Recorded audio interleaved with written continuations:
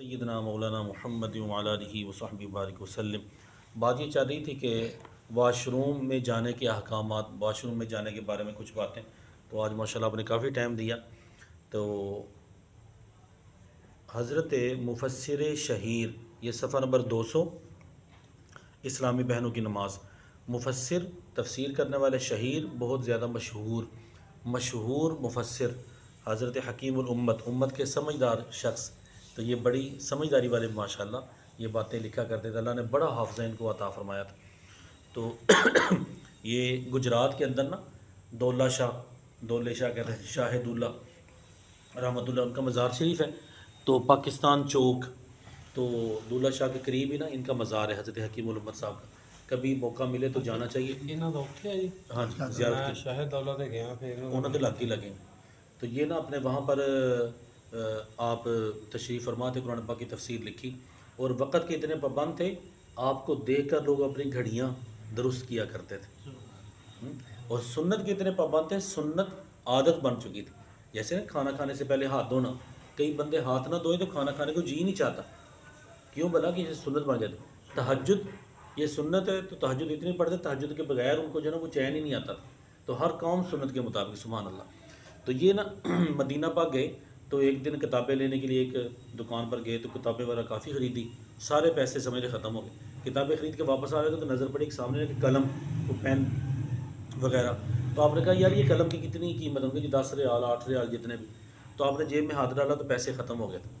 تو آپ نے کہا چلو یاد رکھ لو، پھر موقع ملا تو لے لیں گے، ابھی فی الحال نا پیسے نہیں ہیں۔ تو اب اس پینسل نا قلم پین واپس کر کے تشریف لے آئے، کتابیں رکھیں، وضو کر کے تو مسجد نبی شریف میں جا کر بیٹھے۔ ابھی تھوڑی دیر ہوئے بیٹھے تو ایک نوجوان نا آدمی تلاش کر رہا، حضرت جی مفتی احمد یار خان نعیمی گجرات سے آپ ہیں؟ فرمانے لگے ہاں میں ہی ہوں۔ تو یہ نا پین قبول فرما لیں۔ فرمایا یار یہ پین میں نے ادھر پسند کیا تھا، تمہیں کس نے کہا کہ مجھے یہ پسند ہے؟ کہ جی ابھی نا خواب میں کیلولہ، تھوڑی دیر میں سویا تھا، ابھی خواب میں نبی پاک صلی اللہ علیہ وسلم تشریف لائے، فرمایا احمد یار خان نعیمی گجرات سے، ہمارے دین کا خادم، ہمارے دین کا خادم، اللہ ہمیں بھی توفیق عطا فرمائے، ہمارے دین کا خادم۔ تو وہ آیا تھا ہمارے شہر میں، پین پسند آیا کہ خرید نہیں سکا، تم خود جا کر نا وہ خود خرید کر ان کو پیش کر کے آؤ۔ ہمارے شہر میں آئے، ان کی خواہش نہ پوری ہو، حکم اقلا علیہ السلام، ہمیں رکھتے ہیں نظروں میں، عنایت ہو تو ایسی ہو۔ اس لیے نا یہ کوشش کر کے، تو یہ دین کی نا خدمت، تو یہ دین کے جو خادم ہوتے ہیں، امام صاحب ہیں، خطیب صاحب ہیں، ان کی خدمت کرنی چاہیے، مسجد کی خدمت، جو بچے پڑھاتے ہیں، آپ خود بھی پڑھیں، پڑھانے والوں میں شامل ہو جائیں۔ وہ ہمارے حاجی محمد یونس صاحب قرآن پاک اچھی طرح سے پڑھا، تو وہ مسجدوں میں مختلف جا کر، اب آج کل بلکہ مہر صاحب کے پاس کہ جناب مجھے موقع دے میں بھی بچوں کو پڑھاؤں، میں فی سبیل اللہ پڑھاؤں گا۔ تو جو ماشاء اللہ قاری سلامت صاحب قرآن پاک اتنا سونا پڑھتے ہیں، تھوڑا سا ٹائم نکال کر نا کسی مسجد میں یا مہر صاحب کے پاس یا جس سے بھی ہو، تو گھر کے اندر بھی شروع کیا جا سکتا ہے۔ ہوتا نا تیرا وجود الکتاب، اب یوں کہ تیرا وجود المدرسہ، اب گھر کے اندر بھی تو پڑھا سکتے ہیں۔ بچوں کو کہیں یار آ جاؤ، چھوٹی بچیاں بھی آ جائیں، بچے بھی آ جائیں، میں قرآن پاک پڑھاتا ہوں، روزانہ آدھا گھنٹہ، صرف 10 منٹ ہی پڑھانا شروع کر دیں، پھر دیکھیں ہمیں رکھتے ہیں نظروں میں، عنایت ہو تو ایسی ہو۔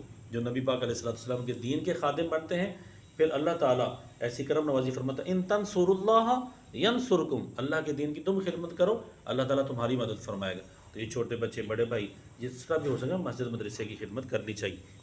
تو حضرت ہم مفتی احمد یار خان نعیمی علیہ رحمہ فرماتے ہیں، جوہر، یہ پیچھے بات آئی تھی، کسی بل میں، کسی سوراخ میں پیشاب نہیں کرنا چاہیے، پچھلے کل والی حدیث سے پاک، کسی سوراخ میں، سوراخ کسی وہ چیونٹیوں کا سوراخ ہے، وہ سانپ کا سوراخ ہے، کوئی اور کوئی سوراخ نا، سوراخ میں پیشاب نہیں کرنا۔ اس کی شرح میں فرماتے ہیں کہ نبی پاک علیہ السلام نے فرمایا تھا جوہر، سوراخ، اس میں پیشاب نہ کرو۔ یہ جوہر سے مراد کیا، مطلب کیا اس کا؟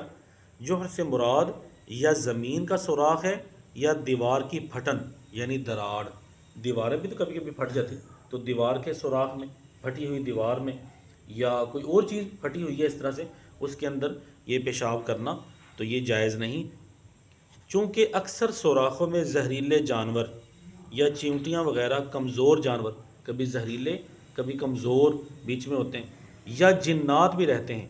چیونٹیاں پیشاب یا پانی سے تکلیف پائیں گی، یا سانپ اور جن نکل کر ہمیں تکلیف دیں گے۔ ٹھیک ہے، چیونٹیوں کو تکلیف ہوگی اور وہ سانپ اور جن ہمیں تکلیف دیں گے، اس لیے وہاں پیشاب کرنا منع فرمایا گیا۔ چنانچہ حضرت سیدنا سعد بن عبادہ انصاری رضی اللہ تعالیٰ عنہ کی وفات اسی سے ہوئی کہ آپ رضی اللہ تعالیٰ عنہ نے ایک سوراخ میں پیشاب کیا، جن نون بشد ہے جنات، جن نے نکل کر آپ کو شہید کر دیا۔ لوگوں نے اس سوراخ سے یہ آواز سنی، نحن قتلنا، آگے اس کا ترجمہ، ہم نے قبیلہ خزرج کے سردار سعد بن عبادہ رضی اللہ تعالیٰ عنہ کو شہید کر دیا، اور ہم نے ایسا تیر مارا جو ان کے دل سے آر پار ہو گیا۔